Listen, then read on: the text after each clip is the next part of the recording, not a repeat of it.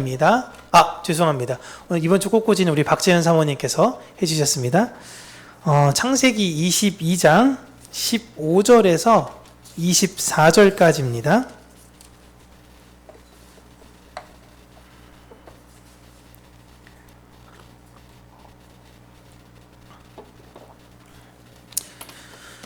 우리 함께 한 목소리로 읽겠습니다. 여호와의 사자가 하늘에서부터 두 번째 아브라함을 불러 이르시되 여호와께서 이르시기를 내가 나를 가리켜 맹세하노니 내가 이같이 행하여 내 아들 내 독자도 아끼지 아니하였은즉 내가 내게 큰 복을 주고 내 씨가 크게 번성하여 하늘의 별과 같고 바닷가의 모래와 같게 하리니 내 씨가 그 대적의 성문을 차지하리라. 또 내 씨로 말미암아 천하 만민이 복을 받으리니 이는 내가 나의 말을 준행하였음이니라 하셨다 하니라. 이에 아브라함이 그의 종들에게로 돌아가서 함께 떠나 브엘세바에 이르러 거기 거주하였더라. 이 일 후에 어떤 사람이 아브라함에게 알리어 이르기를 당신의 형제 나홀에게 자녀를 낳았다 하였더라. 그의 맏아들은 우스요, 우스의 형제는 부스요, 아람의 아버지 그무엘과 게셋과 하소와 빌다스와 이들랍과 부두엘이라. 이 8사람은 아브라함의 형제 나홀의 아내 밀가의 소생이며 부두엘은 리브가를 낳았고 나홀의 첩 루마라 하는 자도 게바와 가함과 다하스와 마가를 낳았더라. 아멘. 오늘은 교회가 받은 복이라는 제목으로 하나님의 말씀을 우리 사랑하는 성도님들과 나누도록 하겠습니다. 저희가 지난주에 하나님을 경외한다. 그 하나님을 경외함에 있어서 그 경외라는 단어는 공포에 의한 두려움이 아니라 절대적 신뢰에서 나오는 사랑의 마음이다 라고 말씀을 드렸습니다. 그러니까 경외는 두려움이 아니라 사랑에서 나오는 상대방을 존중하는 태도를 말하는 것이 경외예요. 아브라함은 하나님을 경외하는 마음이라는 그 복을 받게 된 것이죠. 그러니까 우리가 하나님을 경외한다라는 그 경외 자체가 하나님께서 우리에게 주신 복이다라는 것입니다.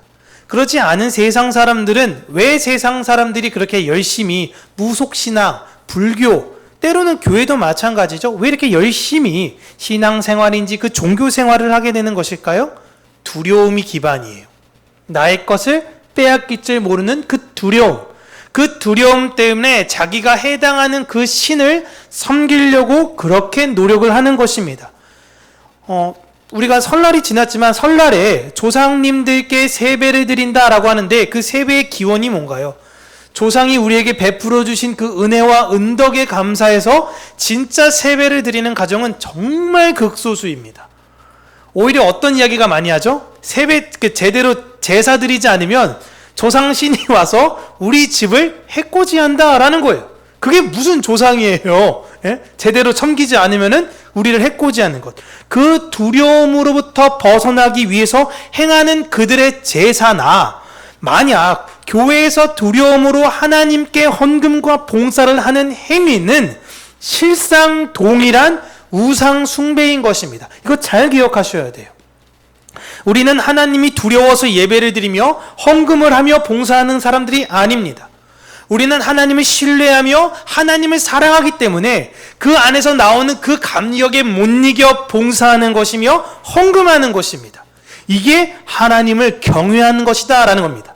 고로 하나님을 경외하는 것은 그 자체로 하나님께서 우리에게 주신 복인 것입니다. 하나님은 그 복을 지금 아브라함에게 주시려고 아브라함을 시험하신 거예요. 그리고 나서 이제 두 번째 그 시험을 통과한 아브라함에게 하나님은 복이 무엇인지에 대해서 구체적으로 말씀을 해주십니다. 먼저 하나님께서 이야기를 하실 때 큰 복을 주시겠다라고 하시는데 보시면 여기에서 큰 복, 그러니까 우리가 마치 보면 큰 상을 받는 것 같은, 어떤 전쟁의 장수가 큰 공을 세워서 받는 것 같은 그런 큰 복이다라고 생각하기 쉬운데, 이게 원어로 본다면요, 크다라는 의미라기보다 더 정확하게는 반드시라는 의미가 더 강해요. 그러니까 하나님은 아브라함에게 지금 무슨 말씀을 하시냐면, 내가 너한테 반드시 복을 줄 것이다 라는 거예요. 그러니까 너를 통해 하나님을 경외하는 것, 이웃을 사랑하는 그것, 너를 통해서 그 메시아에 대한 은혜의 복을 반드시 이룰 것이다 라는 하나님께서 약속을 하신 거예요. 그리고 두 번째로 그 복에 대한 구체적인 내용에 나와서 내 씨가 크게 번성해서 하늘의 별과 같이 바닷가의 모래와 같이 하겠다라고 하나님께서 약속을 하십니다. 기존에 보시면 하나님께서 아브라함에게 하늘의 별을 가리켜 네 자손이 이처럼 많을 거야 라는 이야기를 하시죠. 창세기 15장 5절에 보시면 이렇게 나와 있습니다. 그를 이끌고 밖으로 나가 이르시되 하늘을 우러러 뭇별을 셀 수 있나 보라. 또 그에게 이르시되 내 자손이 이와 같으리라. 아멘. 하나님께서 이렇게 약속하셨어요. 나가서 별 한번 보라는 겁니다. 얼마나 많니? 네 자손이 이렇게 많을 거야 라고 하셨죠. 그런데 지금은 하늘의 별 이외에 바닷가의 모래라는 것을 언급하면서 말씀을 하시는 이유는, 그 전에 이 말씀을 받았을 때 창세기 15장 때는 아브라함이 주로 산간 지역에 많이 거주할 때였습니다. 그죠? 산이 아무래도 별이 훨씬 더 잘 보이겠죠? 그런데 지금 창세기 22장 이전에 아브라함이 산에 있다가 평지로 내려왔어요. 그게 어느 지역이냐면 그랄 지역이었습니다. 그랄 지역으로 내려갔는데 그 그랄 지역의 특성이 어떠냐면, 보시면 알겠지만 어떤 이 지리학자 같은 경우에는 이 그랄이라는 지역을 가사라는 지역과 동일하게 보는데, 가사라는 지역은 이 해안가 지역입니다. 그러니까 그랄이 딱 여기 점인 것이 아니라 이 언저리 어디쯤에 아브라함이 살았던 거예요. 그러니까 아브라함은 여기 헤브론에서만 살다가 내려가서 처음으로 어떤 걸 봤어요? 어마어마한 바다라는 걸 본 것입니다. 이야, 이거 어마어마하구나. 요단강 이건 그냥 무슨 물줄, 그냥 어디 개천이었구나. 어마어마한 게 있었구나 라는 겁니다.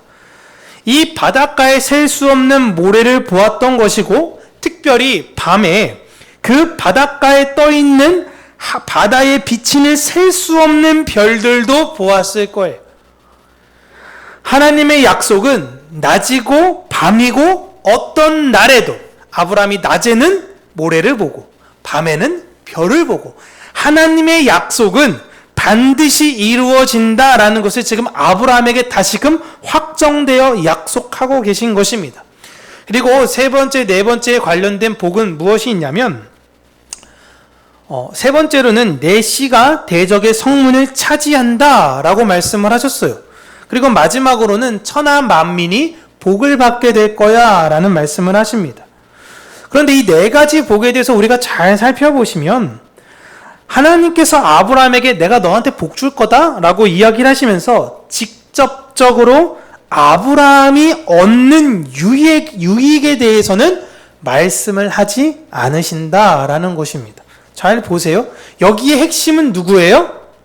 내 씨가 복은 누가 누려요? 천하 만민이 복을 받게 된다라는 것입니다. 여러분, 이걸로 인해서 아브라함이 하나님한테 복을 딱 듣고 나서 얻는 유익이라는 것이 사실상은 잘 없잖아요. 내 자손이 많아진다? 뭐 좋을 수도 있죠. 내 씨가 대적의 성문에 차지하게 된다? 뭐 좋을 수도 있습니다. 그 씨로 인해 많은 사람이 복을 누리게 된다. 다 좋아요. 근데 여러분, 하나님께서 이렇게 아브라함처럼 여러분에게 복을 주시겠다라고 하신다면 여러분 그것으로 만족하실 수 있으신가요? 내가 얼마 살지 못해. 내가 이제 한 달, 두 달, 시한부 인생이야. 그러면 이건 복일 수 있죠. 내 자녀가 잘 되는 거. 어차피 나야 이제 소망이라는 게 이 땅에선 끊어진 거니까. 근데 지금 아브라함은 그런 상황이 아닙니다. 내 자식이 잘 되면 당연히 무조건 좋아요. 그런데 일반적으로 내 자녀들만 잘 되는 것보다 내가 잘 돼서 내 자녀들에게 베풀어 주고 싶은 것이 사람 마음이에요. 자녀들이 주는 돈 받아가면서 용돈 받아가고 그렇게 살면 편하고 좋죠. 그런데 눈치 보이고 때로는 자존심 상하지 않습니까? 안 그런가요? 그냥 뭐 너무 좋은가요? 너무? 네? 그래서 이왕이면 내가 자녀들한테 돈을 타서 봐서 행복하게 쓰는 게 좋으세요? 내가 많아서 자녀한테 주는 게 좋으세요? 후자죠, 후자. 내가 많이 가져서 내 자녀한테 주는 게 좋죠. 근데 하나님 지금 그렇게 말씀 안 하시잖아요. 이런 논리로 본다면 아브라함이 받은 복이라는 것은 아브라함에게 직접적으로 유익이 되는 것은 사실 아닙니다. 그리고 하나님께서 보시면 내 씨가 크게 번성하고 나중에 이뤄질 일 아닙니까? 천하 만민이 내 씨가 대적의 성문을 언제예요? 기약도 없습니다. 내년에? 후년에? 언제인지도 몰라요. 나중에 하나님께서 이렇게 약속하셨다가 나중에 다른 소리 하면 어떻게 해요? 취소. 야, 미안하다. 야. 잠깐 내가 잘못 생각했나 보다. 복 취소해버리면 아브라함 입장에서는 완전히 망한 거 아닌가요? 야, 이거 계약 위반인데 뭐라고 할 수도 없고. 하나님께서 우리 평강교회를 통해서 천하 만민에게 복을 주겠다라고 약속하셨다고 생각해 보세요. 평강교회를 통해서 복음이 전 세계로 뻗어나갈 거야. 제가 이렇게 여러분에게 말씀드린다면 여러분 그 약속 믿으세요? 여의도 순복음교회쯤은 돼야지. 무슨 우리 교회 몇 명이나 있다고 전 세계가 몇 명인지는 알아요. 목사님이 지금 뭔 한참 몰라. 이렇게 생각하지 않으시겠어요? 근데 여러분, 우리의 생각으로 하나님의 뜻을 재단하면 안 되는 거예요. 예수님은 딱 제자 12명만 뽑았습니다. 한 1000명쯤 뽑으면 좋지 않습니까? 1000명쯤? 자기 세력 좀 넓히고 갈릴리에서 세력을 확 넓힌 다음에 유다로 딱 가가지고 바리새인 사두개인들과 한번 딱 해가지고 그 사람들까지 딱 휴업해가지고 더 많이 만들면 되잖아요. 이렇게 세력하면 좋잖아요. 근데 그러지 않으십니다. 그 12명으로 시작해서 초대교회는 몇 명인가요? 그 다락방에 모여서 기도했던 분들이 몇 분이에요? 120명이에요. 120명. 120명을 통해서 성령님께서 지금 전 세계에 끼친 영향을 보세요. 진짜 교회를 통해서 천하 만민이 복을 누리게 되고 그 복이 우리에게까지 전해지게 된 것입니다. 하나님의 말씀은 이루어졌어요. 우리가 그 은혜를 지금 보고 있는 거예요. 아브라함에게 주신 그 복을 우리가 지금 누리고 있는 겁니다. 근데 이게 아브라함이랑 무슨 상관이냐고요?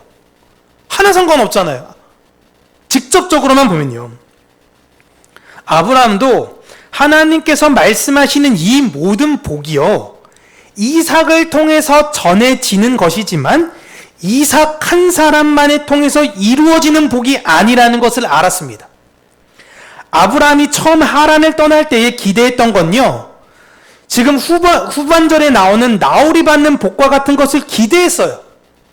나도 그냥 하나님께서 분명히 너는 너의 본토 친척 아비집을 떠나 내가 네게 지시한 땅으로 가라. 내가 네게 큰 민족을 이루고 그래. 내가 큰 민족을 이루겠구나. 나에게 자녀를 주시겠구나. 내 아들이 엄청 많아지겠구나. 이런 걸 기대하고 떠났습니다.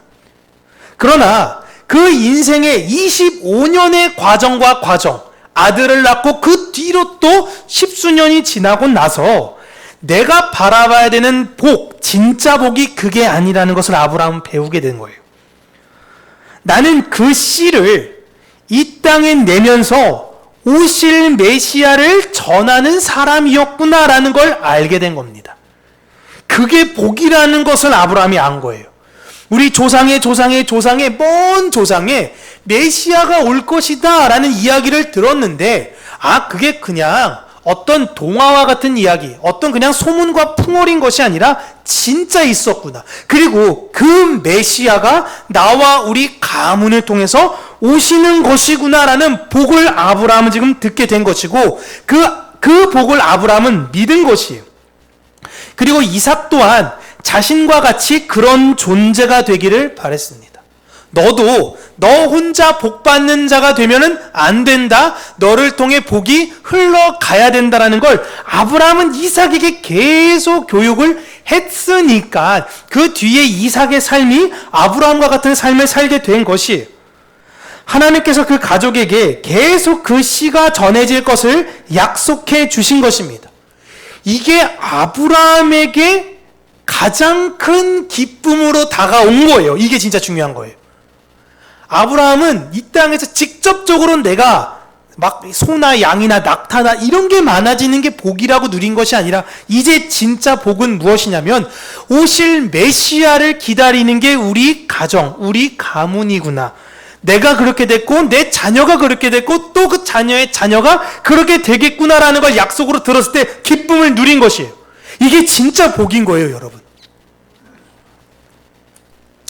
그리고 이제 장면이 전환하게 되는데 이 복의 내용을 듣고 아들과 제사를 마친 아브라함은 다시 원래 살고 있던 브엘세바로 내려가게 됩니다. 그런데 어떤 사람이 아브라함에게 그 남은 가족의 소식을 전하게 되는데요.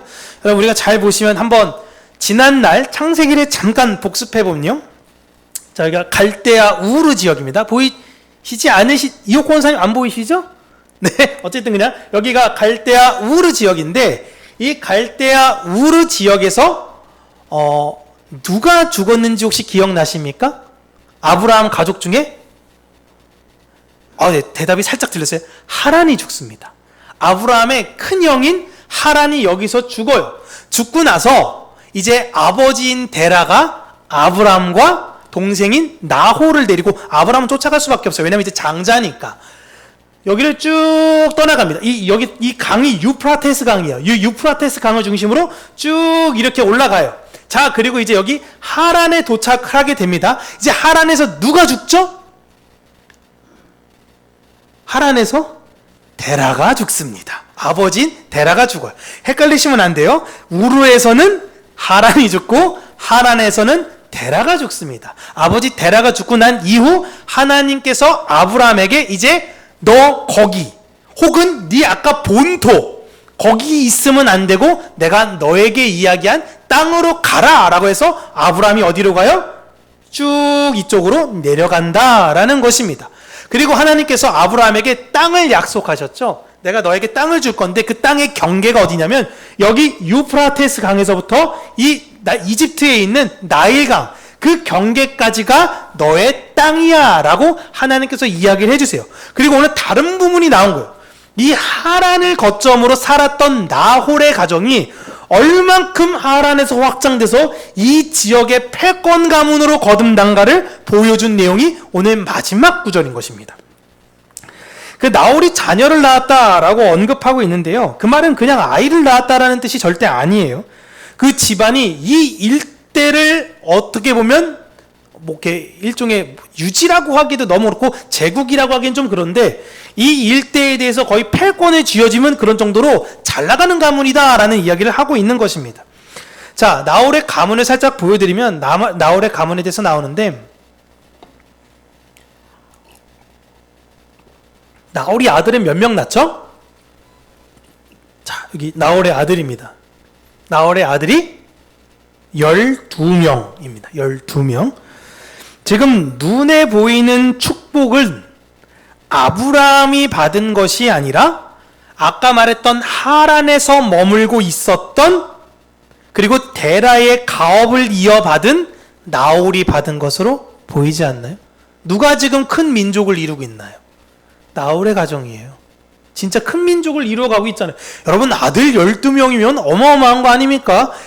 산술적으로 그러진 않겠지만 이 12명의 아들들이 다 각자 한 7, 8명씩 아들만 낳았다고 생각해보세요. 엄청난 거예요. 야 이거 세뱃돈 야 이거 감당 안 되죠? 웬만한 거부가 아니고서는 세뱃돈 감당이 안 되는데요. 진짜 눈에 보이는 복이 바로 이거인 겁니다. 여러분 우리나라 100년 전만 해도요 집안이 이런 거면요 그 집안 진짜 복받은 집안이었어요. 아들이 12명이 돼. 어마어마한 거 아닙니까? 응? 그래서 세상에 보는 복은 아브라함이 아니라 나홀이 복을 받은 사람처럼 보이는 거예요.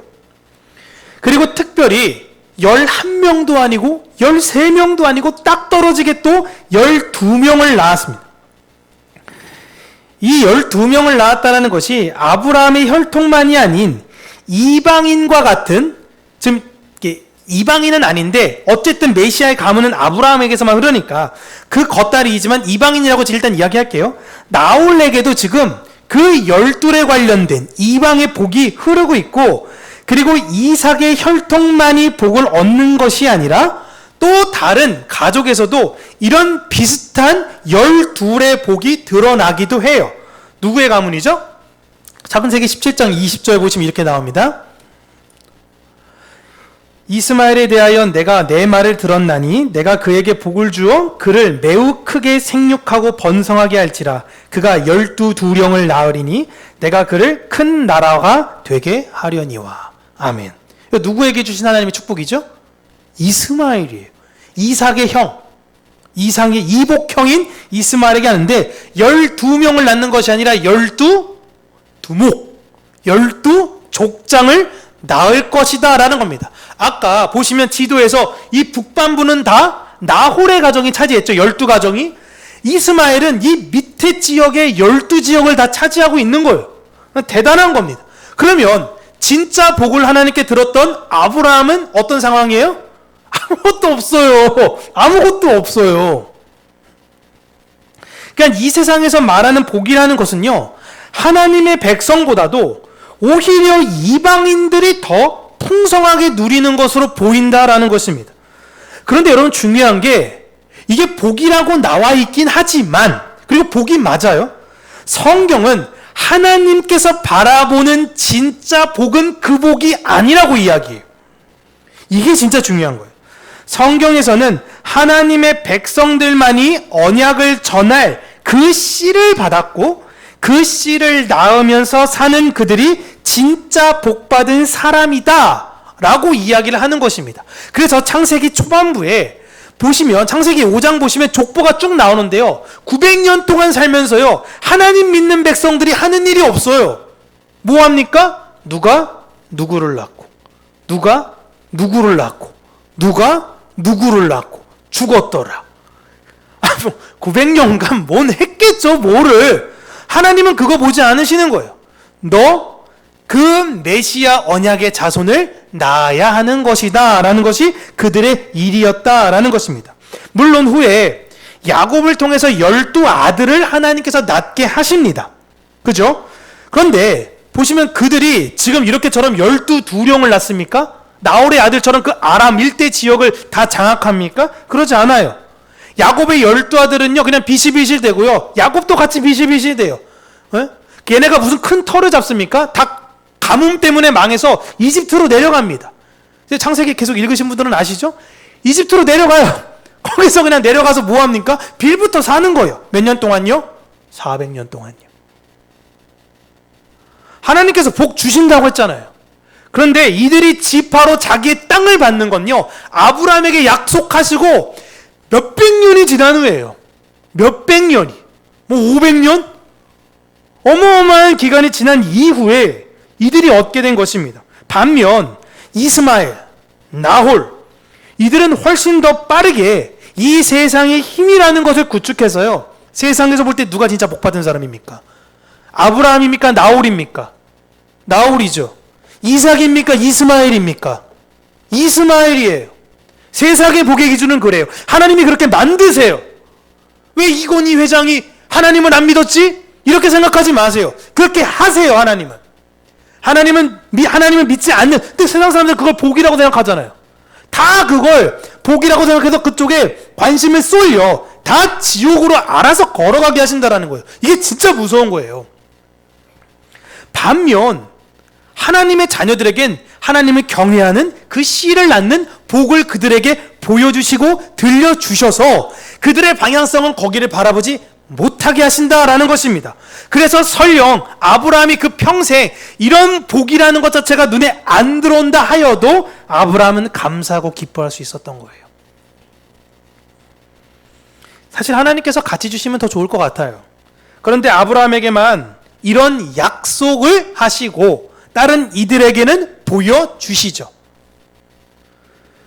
그러니까 하나님께서 하신 약속을 들은 것 자체가 여러분 복이라는 것을 여러분 아셔야 돼요. 예수님은 여러분 다시 오십니다. 믿으십니까? 이걸 우리가 들었죠. 우리가 보았죠. 그걸 믿는 게 복이에요. 그 설령 나의 때에 예수님이 오시지 않을 수도 있죠. 몇백 년 후에 오실 수 있는 거 아닙니까? 때로는 몇 천 년이 될지 몰라요. 그러나 주께서는 천년이 하루와 같기 때문에 나는 그 1000년이 오늘 하루인 것처럼 살 수 있는 거예요. 믿음의 자녀들은요. 그러니까 하나님이 오늘 나를 데려가셔도 사실 두렵지 않은 겁니다. 나는 이미 그곳에 있는 사람이기 때문에 그런 거예요.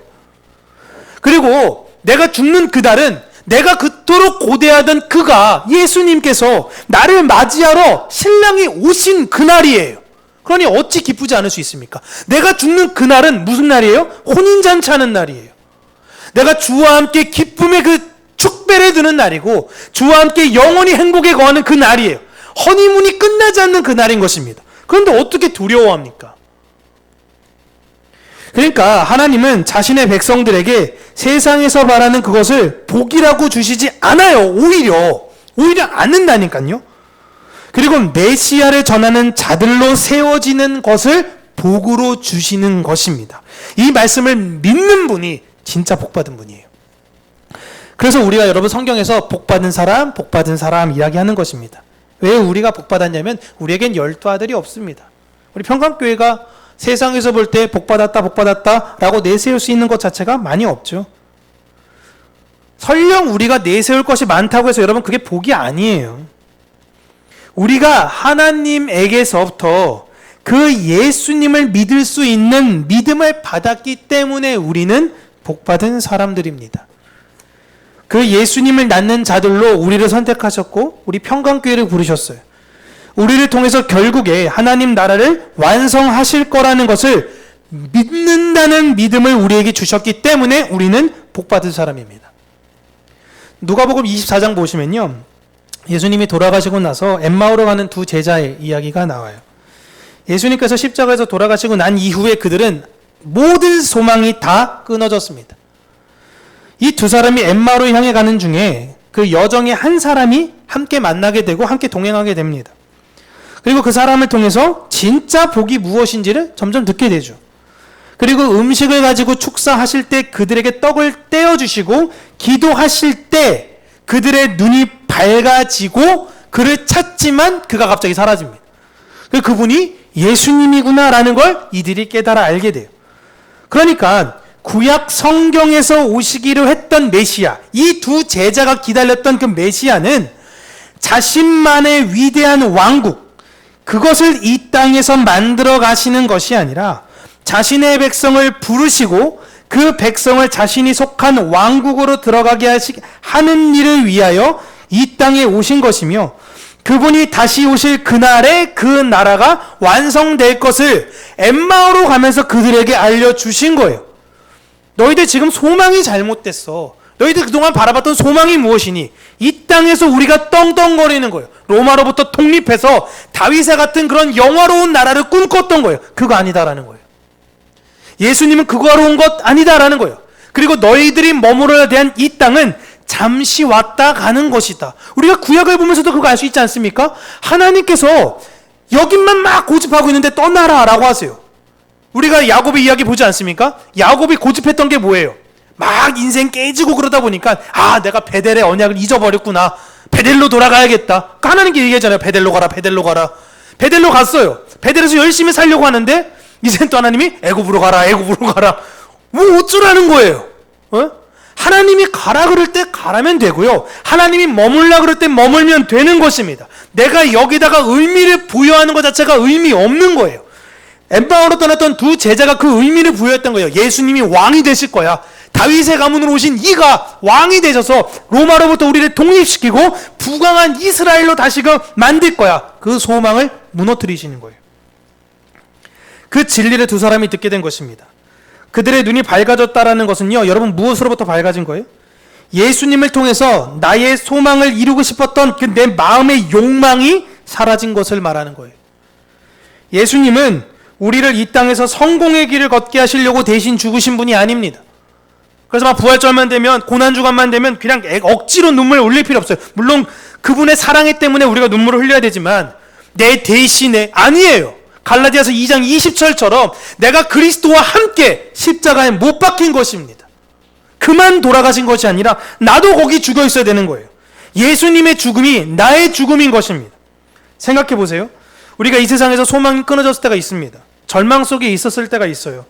하나님께서 그때 여러분에게 찾아오셔서 야, 내가 다시 너에게 부자 되게 해줄게, 재기하게 해줄게, 야, 헌금 제대로 똑바로 드려, 봉사 열심히 해, 이렇게 이야기하시던가요? 우리 명예, 잃어버린 그 실추됐던 이 세상의 명예, 다시금 내가 너에게 복구하겠어, 하나님께 이렇게 말씀하시나요? 하나님 그렇게 말씀 안 하세요. 내가 너와 함께 있으니 두려워하지 마라. 내 의로운 오른손으로 너를 붙들고 있으니 겁내지 말아라. 내가 너를 사랑한단다. 그 말씀으로 우리를 살리셨어요. 그런 하나님의 약속에는 사실 별 관심이 없고, 대박을 내가 다시금 터뜨려주게 하겠다, 떼부자로 만들어주겠다, 이 음성을 만약에 들은 분이 있다면요, 그건 마귀의 음성이에요. 예수님께서 광야에서 마귀로부터 시험 당했을 때 무엇으로 유혹을 받았는지 생각해 보세요. 이 돌을 떡으로 만들어 봐라, 성전에서 뛰어내려라, 너 한번 스타 돼봐야지, 응? 너 세상 모든 거 원하는 게 있어? 그럼 나한테 경배해, 내가 다 줄게. 마귀가 원하는 게 이런 거예요.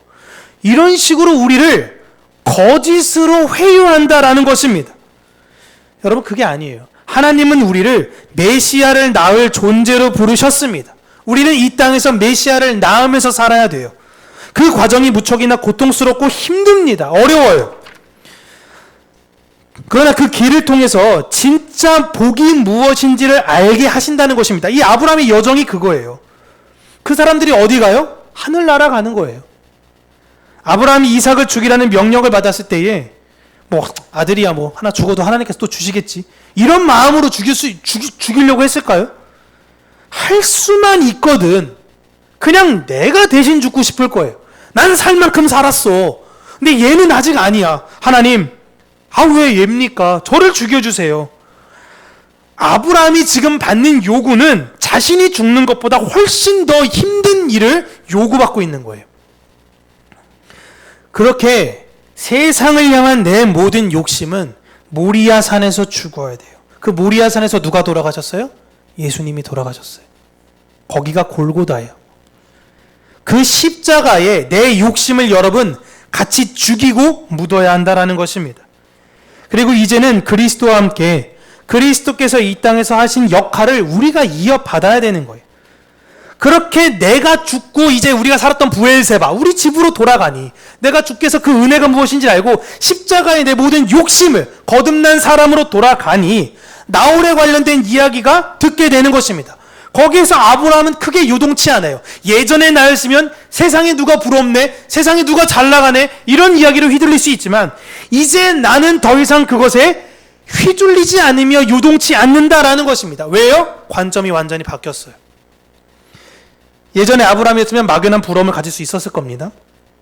그러나 지금은요, 아브라함은 그 나홀에 관련된 소식을 들었을 때 어떤 소망을 갖게 됐냐면, 야, 내 아들 이삭이 하나님을 아는 가정의 사람과 결혼을 할 수 있겠구나라는 소망을 아브라함은 듣게 된 것입니다. 그러니까 우리가 여호와 이레, 하나님께서 예비하셨다라는 것은요, 모리아 산에서 단순히 순양 한 마리를 예비했다라는 것에 그치는 에피소드가 아니라요, 이삭을 통하여 그분의 약속이 어떻게 이루어지는가를 나홀의 가정의 소식 이야기를 통해서 또 보여주시는 거예요. 이해되시죠? 부두엘, 결국에 리브가가 태어났다라는 이야기를 던지잖아요. 그러니까 여호와 이레는요, 어떤 특정 사건 하나만을 이야기해서 하나님께서 예비하신 어떤 사건이 있어가 아니라 저와 여러분 평강교회 모든 삶 가운데 하나님의 준비하심과 예비하심이 있다라는 것을 믿는 것입니다. 아브라함이 하나님께 받은 복은 자신에게 해당된 게 아닌 것 같아 보였지만요, 진짜 아브라함에게 해당되는 복인 것입니다. 그러니까 여러분, 내가 지금 무슨 복을 바라고 있는가를 잘 생각해 보시기를 바라요. 내가 지금 바라고 있는 것이, 내가 지금 생각하고 바라는 게 옛날부터 내가 바라고 추구했던 것들이에요. 내가 지금 하나님 나 부자 되게 해주세요, 나 아주 어떤 이런 사람 되게 해주세요, 저런 사람 되게 해주세요, 그건요 내가 어제부터 꿈꿨는데 이게 아니에요. 예전부터 내가 바랬던 게 오늘 기도의 제목으로 자꾸만 나오는 겁니다. 예전부터 나는 돈을 바라며 살았던 사람이라는 것이 지금 내가 하고 있는 기도의 제목이에요. 이제 그걸 내가 알게 됐어요. 그럼 어떻게 되는 거죠? 끊어야 돼요. 다시 모리아 산으로 가야 되는 겁니다. 우리는 하나님께서 말씀하신 그 음성을 듣고 그 음성을 실천하러 떠나야 되는 거예요. 우리는 하나님께서 예비하실 것이라는 것을 믿습니다. 그걸 믿는 자들이 이 땅에서 내어놓는 것이 무엇이냐면 바로 사랑이라는 거예요. 사랑. 남을 도와주고 남에 대해서 베풀어주고. 그래서 여러분, 믿음, 소망, 사랑, 이 세 가지는 항상 함께 있겠다라고 바울이 고린도서 13장에 이야기를 하죠. 이 세 가지는 항상 함께 있습니다. 내가 바랬던 것들, 지금 믿음을 소망하는 그것, 그 모든 것들을 어떻게 실천해야 되느냐? 그 중에 제일은 뭐예요? 사랑이에요. 그러니까 내가 갖고 있는 믿음, 내가 갖고 있는 소망, 그걸 보여줘야 돼요. 내가 돈을 바라고 있고 돈만을 소망하고 돈만을 믿고 있으면요, 그게 열매로 나와요. 그게 돈이에요. 내가 아무리 속이려고 해도 나를 속일 수가 없잖아요. 근데 우리는 무엇을 내어놓아야 돼요? 사랑이에요. 그러려면 우리 믿음과 소망은 사랑이어야 된다라는 것입니다. 여러분의 믿음과 소망이 무엇인지를 여러분 이 땅에 보여주시기를 바랍니다. 나홀의 그런 소식들이 여러분에게 막 해도 여러분 내면에서 요동치지 않기를 바랍니다. 그렇게 이 땅에서 12아들들 뭐 이렇게 부러워하면서 살아가는 것이 아니라 메시아를 낳는 복으로 사는, 그것이 진짜 교회가 받은 복이라는 것을 믿음으로 고백하며 사랑으로 사시는 평강교회 여러분들 되시길 주님의 이름으로 축복합니다. 기도하겠습니다. 참 좋으신 하나님 아버지, 하나님의 은혜와 사랑에 감사드립니다. 우리가 이 세상을 살면서 바라봐야 되는 복이 무엇인지를 다시금 알게 하여 주시고, 복 받은 자로, 복 받은 자답게 살게 하여 주시고, 그 은혜를 흘려주는 자로 하나님께서 우리에게 주신 모든 것으로서 내 이웃을 사랑하며 섬기는 자들, 우리 평강교회가 되게 하여 주시옵소서. 예수님 이름으로 기도합니다. 아멘. 우리 지난주에 같이